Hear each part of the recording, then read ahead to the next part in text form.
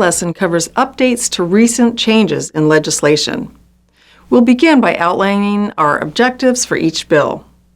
Starting with House Bill 2001, you must be able to define the terms duplex and middle housing.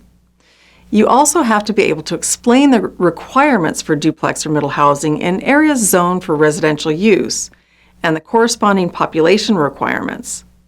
Then you'll define the phrase urban growth boundary and relate the potential impact of Sections 12 and 13 on amendments and enforceability of covenants, conditions, and restrictions. Following that, we'll explain the affirmative duty to advise sellers and buyers to seek expert advice on matters relating to transactions that are beyond a licensee's expertise. For Senate Bill 454, you must articulate that unclaimed funds must be transferred to the Oregon Department of Treasury rather than state lands, beginning July 1, 2021.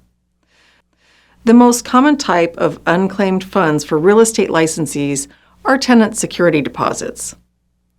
In the case of Senate Bill 534, you'll have to define the term local government. You must also be able to explain allowances for unit development on lots zoned for single-family dwellings, along with local government approval exceptions. This includes local government population requirements subject to this law.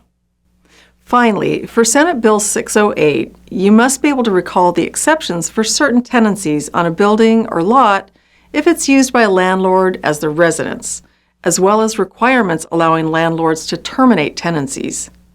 You must also be able to outline the exemptions to the law and landlord non-renewal allowances and terms. This information includes timelines and amount limitations to rent increases.